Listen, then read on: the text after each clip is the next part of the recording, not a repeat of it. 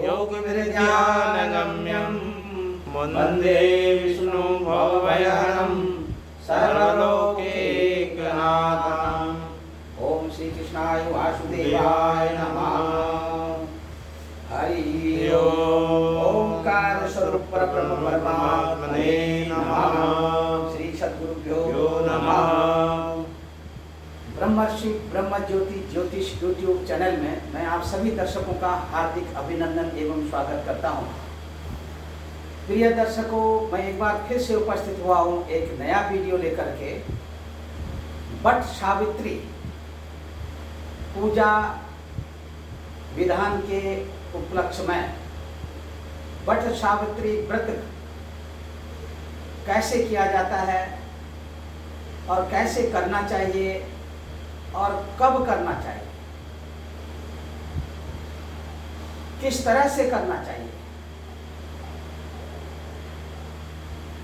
तो ये जो मैं वीडियो आप सबको भेज रहा हूं, आप अवश्य इस वीडियो का लाभ लें। और जब आपको हमारा ये वीडियो बहुत अच्छा लगता है तो आप ज़रूर हमारे ब्रह्म ज्योति ज्योतिष यूट्यूब चैनल को सब्सक्राइब करिए और लाइक करिए और शेयर करिए। तो दर्शकों, जैसा कि हमारे शास्त्रों के अनुसार वट सावित्री का जो महापर्व है, जो ये उपवास है, व्रत है, ये प्रतिवर्ष ज्येष्ठ कृष्ण पक्ष अमावस्या के दिन मनाया जाता है।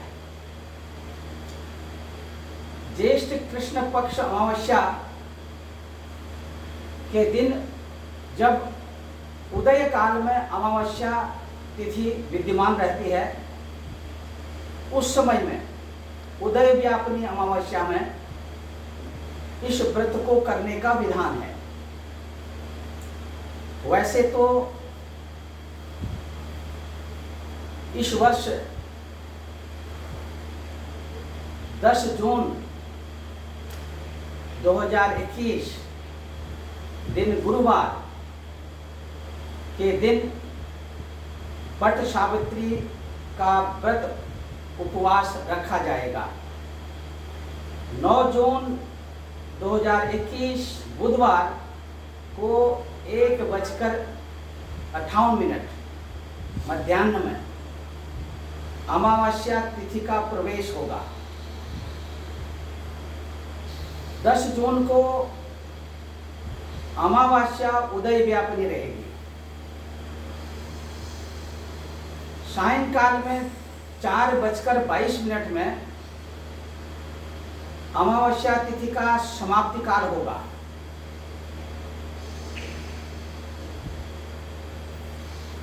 इस दौरान वट सावित्री का जो व्रत है, ये व्रत 10 जून को ही रखा जाएगा। अब मैं आपको बताता हूं कि वट सावित्री के व्रत का क्या विधान है, इस व्रत को किनको करना चाहिए और किस तरह से करना चाहिए। शास्त्रों के अनुसार इस व्रत को सुहागिन जो माताएं एवं बहनें हैं, उनको ही इस व्रत को करना चाहिए। अपने अखंड सौभाग्य की प्राप्ति के लिए, अपने पति देव की रक्षा के लिए, उनके अच्छे स्वास्थ्य के लिए, अपने पति की रक्षा और अच्छे स्वास्थ्य के लिए हमारे भारतवर्ष की जो परंपरा है, जो प्रचलन है, शास्त्रों के अनुसार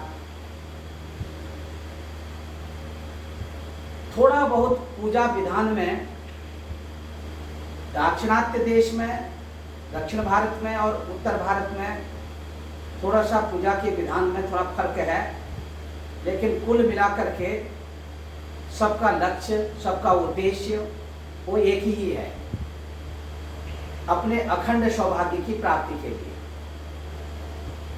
वरदान रूप में भगवान से वरदान की प्राप्ति। अब वट सावित्री,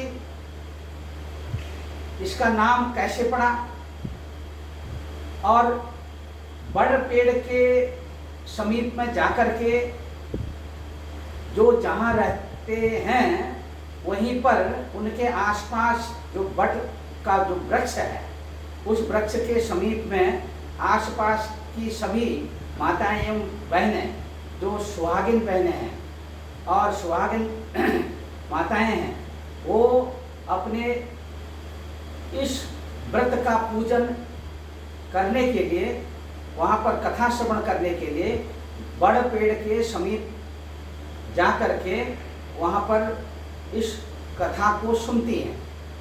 अब देखिए इस कथा के पीछे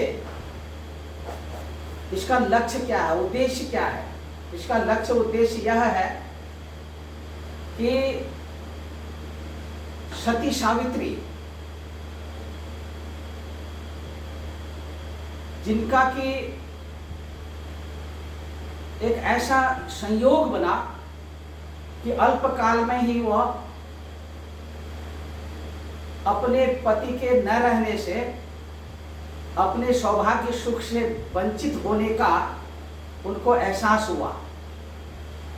क्योंकि सत्यवान जो सती सावित्री के पतिदेव थे, पूर्व काल की ये घटना है और ये घटना सत्य घटना है। और सत्यवान को लेकर के, अर्थात सत्यवान के प्राणों को लेकर के यमराज जब वहाँ से अपने यमलोक की तरफ प्रस्थान करते हैं, उतने में अपने सतीत्व के प्रभाव से, अपने सतीत्व के बल पर सती सावित्री ने उन्हें अपने पति के प्राणों को ले जाते हुए देख लिया। उतने में उन्होंने अपने सती सावित्री ने अपने तपोबल से, अपने व्रत और उपवास के बल से यमराज से अपनी बुद्धिमानी के द्वारा एक ऐसा वरदान प्राप्त किया। हालांकि सती सावित्री को यमराज के द्वारा 3 वरदान मिले और जिन वरदानों का सती सावित्री ने अपनी बुद्धिमानी से प्रयोग करके अपने पति के प्राणों की रक्षा की, सीधे सीधे यमराज से अपने अखंड सौभाग्यवती होने का वरदान मांगा। और इतने में यमराज ने तथास्तु कह दिया, कहा कि ठीक है, तुम सौभाग्यवती बनी रहोगी, अखंड सौभाग्यवती भव कह दिया। जैसे ही यमराज ने यह वाक्य अपने मुंह से निकाला, उतने में सती सावित्री उस यमराज का पीछा करते हुए उनके पीछे पीछे अपने पति की रक्षा के लिए, अपने पति के प्राणों को वापस लेने के लिए चल पड़ी। यमराज ने जब पीछे की ओर मुड़ करके देखा तो उन्होंने देखा कि सती सावित्री भी जो है पीछे पीछे चली आ रही है। यमराज के मना करने पर, समझाने पर जब सती सावित्री ने नहीं माना, तब जा करके सती सावित्री ने बुद्धिमानी से यह वरदान मांगा अपने सौभाग्यवती होने का। यमराज ने जब वरदान दे दिया, तो वरदान जो दिया उससे सत्यवान के प्राणों की रक्षा हो गई। और सत्यवान के प्राणों की जो रक्षा हुई, प्राण जो वापस आए वो चने के रूप में आए, ऐसा उल्लेख मिलता है। कई जगह ऐसा उल्लेख मिलता है कि यमराज ने 7 चने और 12 चने वो प्राण के रूप में सती सावित्री की तरफ दिए और वह सीधे जाकर के वह चने प्राण स्वरूप सत्यवान को उनके प्राण के रूप में जागृत होकर के सत्यवान उठ खड़े हुए, अर्थात सत्यवान जीवित हो गए।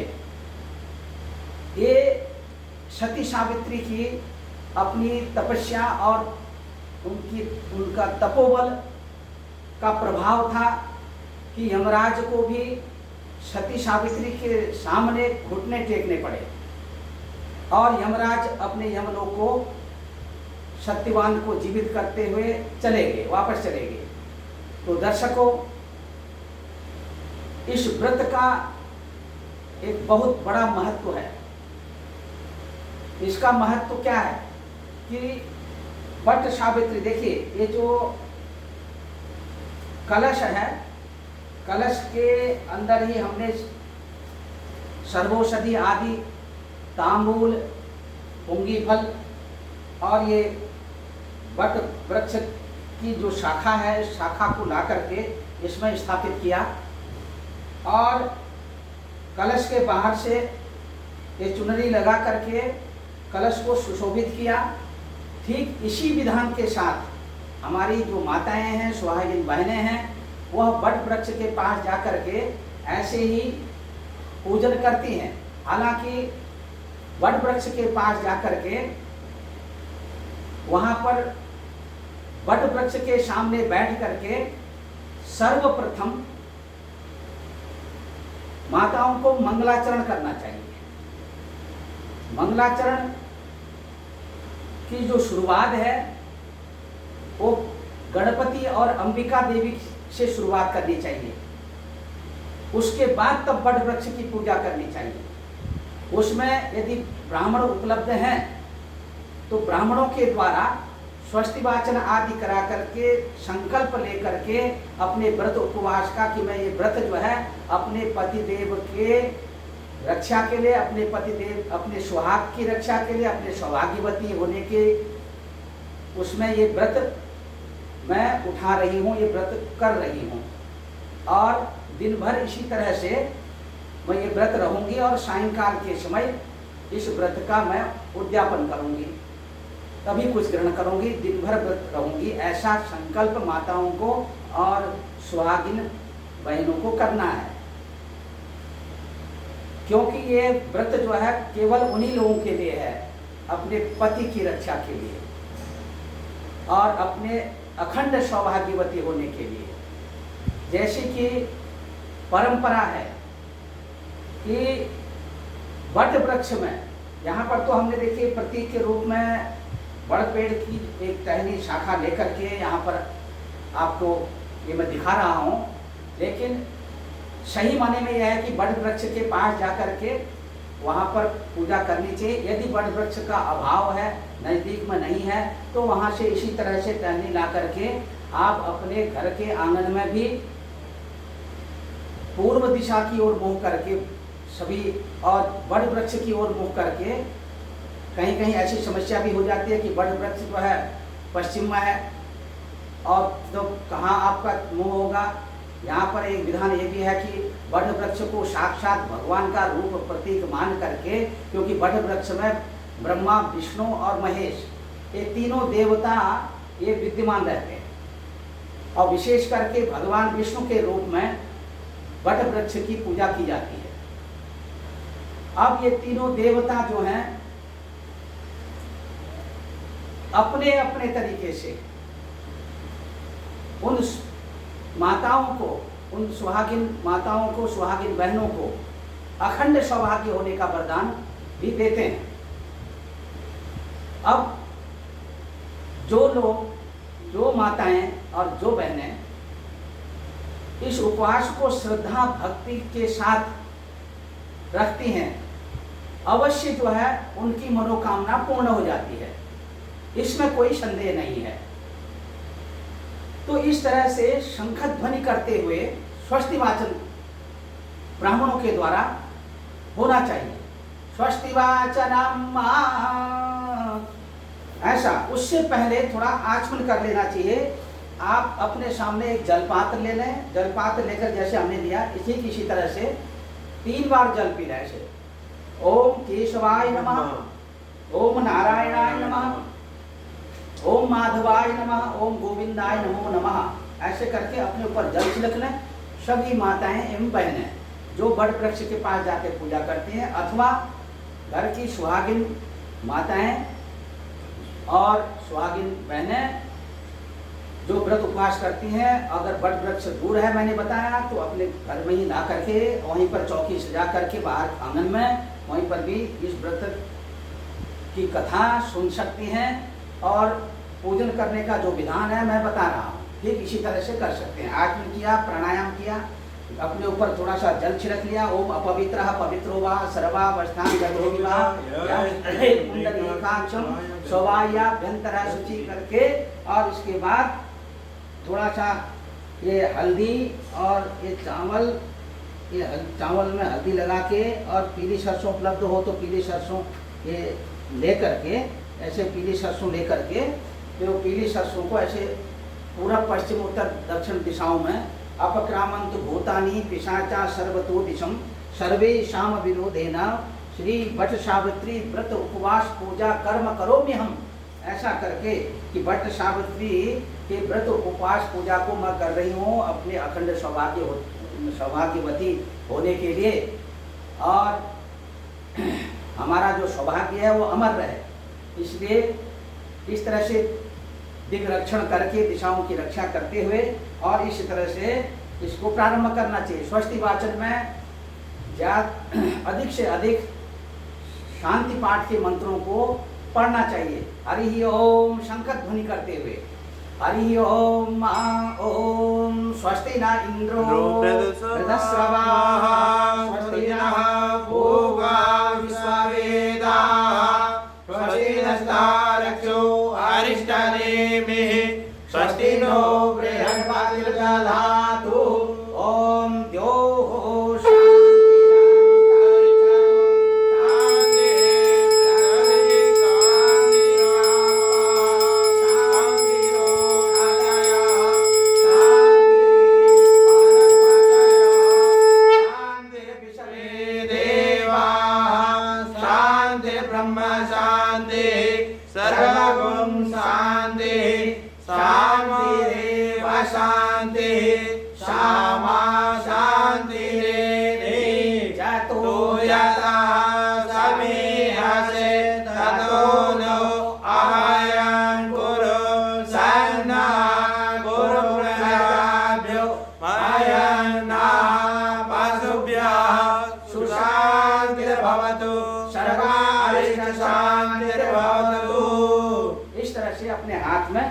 चावल अक्षत पुष्प वगैरह ले करके, और ये गणेश जी के और अंबिका के निमित्त जो है यहाँ पर चढ़ा देना चाहिए। यहीं पर गणेश जी की मूर्ति है और अंबिका देवी की, तो इसमें चढ़ाना चाहिए। ओम श्रीमन महागणाधिपतये नमः, ओम लक्ष्मी नारायणाभ्यां नमः, ओम महेश्वराभ्यां नमः, ओम वाणीर्गर्भाभ्यां नमः, ओम सचिव पुरंदराभ्यां नमः, ओम मातृचरणवल्लेभ्यो नमः, ओम इष्ट देवताभ्यो नमः, ओम इष्ट देवताभ्यो नमः, ओम कुल देवताभ्यो नमः, ओम ग्राम देवताभ्यो नमः, ओम स्थान देवताभ्यो नमः, ओम वास्तु देवताभ्यो नमः, ओम सर्वेभ्यो देवेभ्यो नमः, ओम सर्वेभ्यो ब्राह्मणेभ्यो नमः, ओम सिद्धि बुद्धि सहिताय श्रीमन महागणाधिपतये नमः। इस तरह से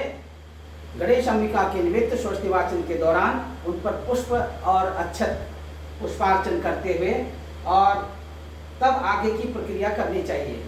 यहाँ पर देखिए ऐसा है, जो भी माताएं वट वृक्ष के पास जाकर के पूजन करती हैं, और जैसा कि जिनको विधान का पता है, और जिन्हें बहुत से लोग, बहुत सी माताएं हैं, बहुत सी हमारी सुहागिन बहनें हैं जिनको कि थोड़ा सा कन्फ्यूजन रहता है विधान के बारे में और पूजा सामग्री के बारे में। पूजा सामग्री इसी तरह से जैसे अभी प्रारंभ मैंने बताया, प्रारंभ किया, पूजा सामग्री अपने पास में वहाँ पर या तो कच्चा सूत हो या कलावा हो, और ये कलावा लेकर के बड़ वृक्ष पर ऐसे 7 बार ये इस तरह से इसको 7 बार लपेटना चाहिए, और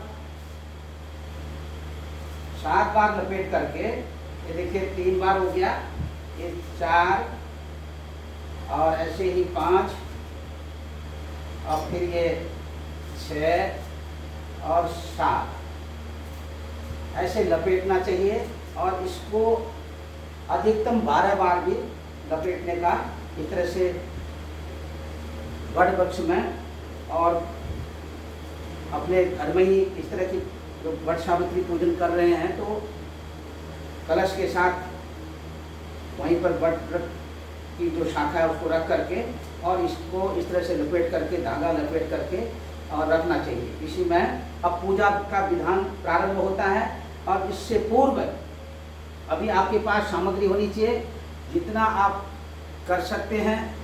श्रृंगार की जो सामग्री है सिंदूर से लेकर के अबीर गुलाल और ये रोली, लाल वाली रोली और चावल, फूल, पुष्प, पुष्पमाला, धूप बत्ती, अगरबत्ती, कपूर, पंचमेवा, बताशे, लड्डू और खीर, पूरी, हलवा जो कुछ भी आप बना सकते हैं वहाँ पर थोड़ा थोड़ा बना करके अपने पास, अपने जहाँ पर आप पूजा कर रही हों सभी माताएं और सभी सुहागिन बहनें और सभी सुहागिन माताएं जो पूजा के लिए वट सावित्री के पूजा कथा श्रवण करने के लिए वहाँ पर उपस्थित हैं वट पेड़ के पास में, तो उनको इस तरह से अपने पास सामग्री रखनी चाहिए। जैसे श्रृंगार की जो सामग्री है ये सब, और इसी के साथ सिंदूर वगैरह है, जैसे मैंने बताया ये धागा और फल वगैरह हैं, पंचफल, पंचमेवा, ये सब उपस्थित रहने चाहिए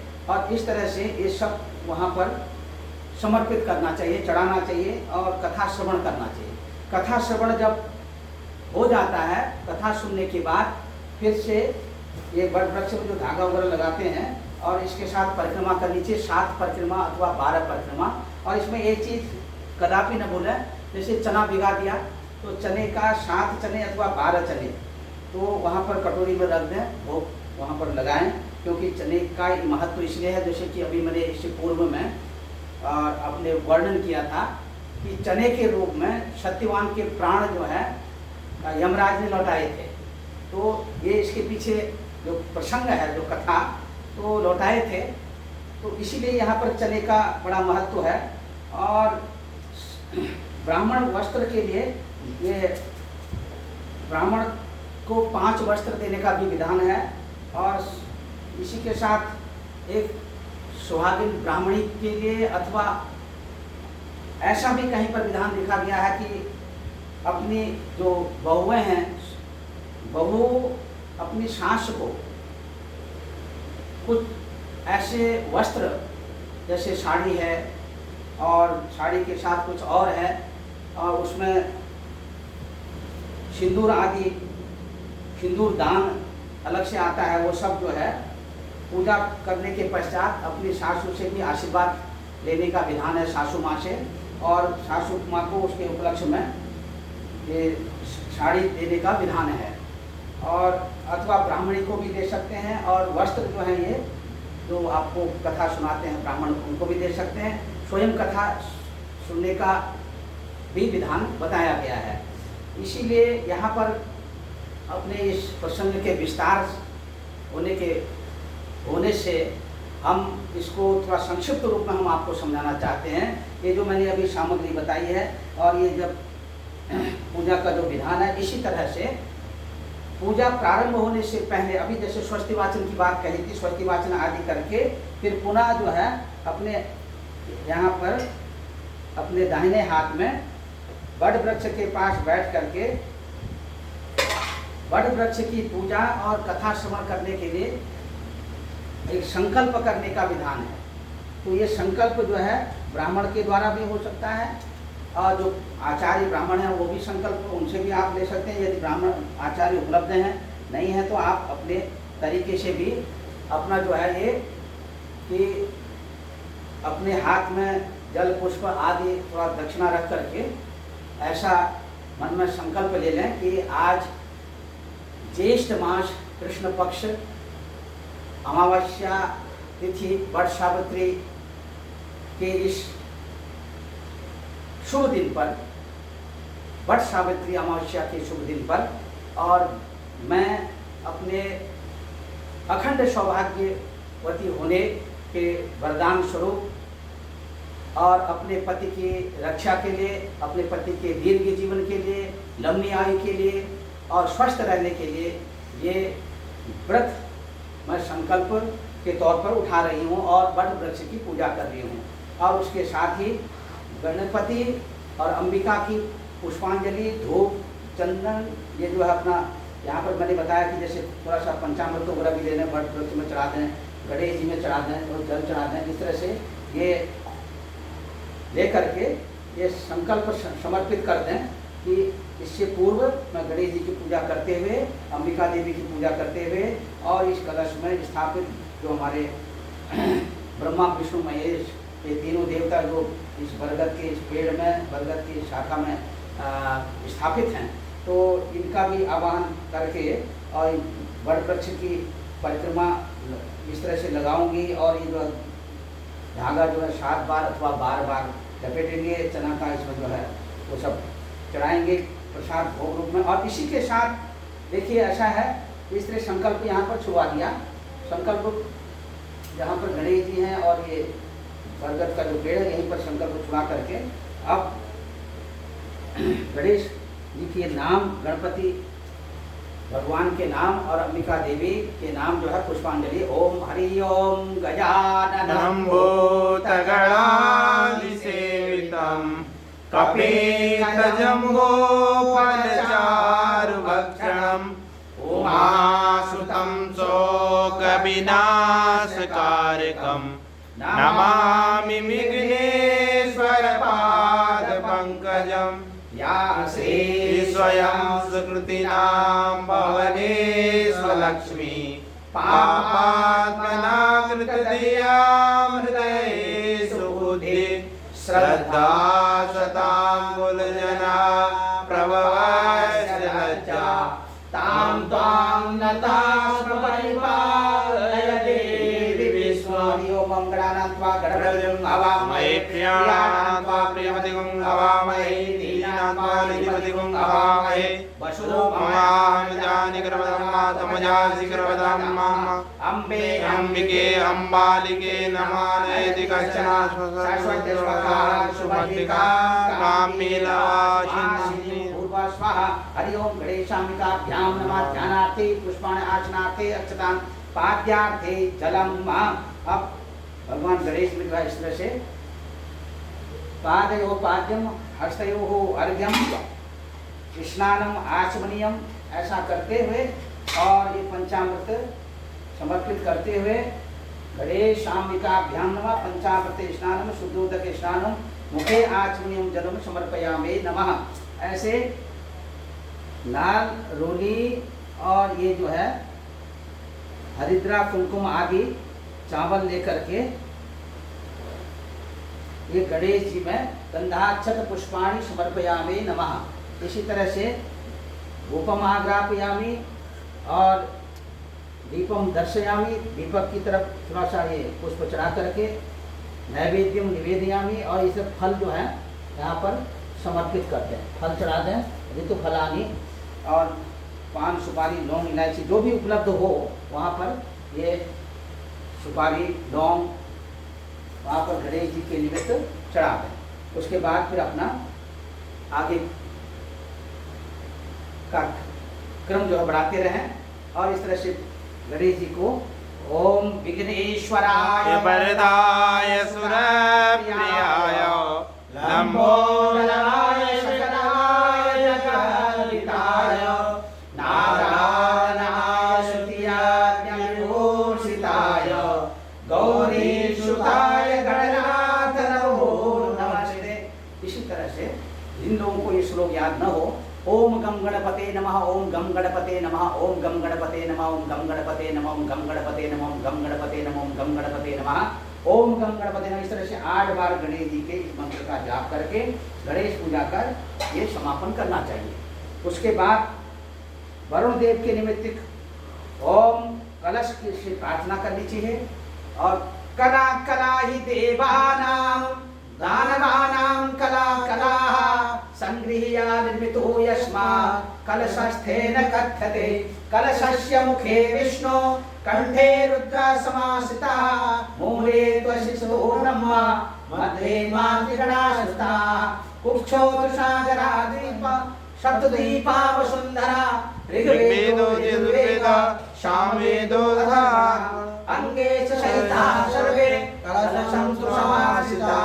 इस तरह से कलश की प्रार्थना करते हुए गंधाक्षत पुष्पाणि इसमें जो है चढ़ा दें और फिर इसी क्रम में आगे फिर जो आपके पास सामग्री उपलब्ध है और ये वट वृक्ष की भी पूजा करनी चाहिए और भगवान विष्णु की आराधना करके और त्रिदेवों की आराधना करते हुए और इसमें ये सब जो आपने नैवेद्य पूरी प्रसाद हलवा पकवान जो भी बना रखा है वहाँ पर भोग लगाएं और वट वृक्ष में भगवान विष्णु का हरि ओम माँ ये पुरुष सूक्त के 16 मंत्र हैं उनसे ये वट वृक्ष की पूजा करनी चाहिए।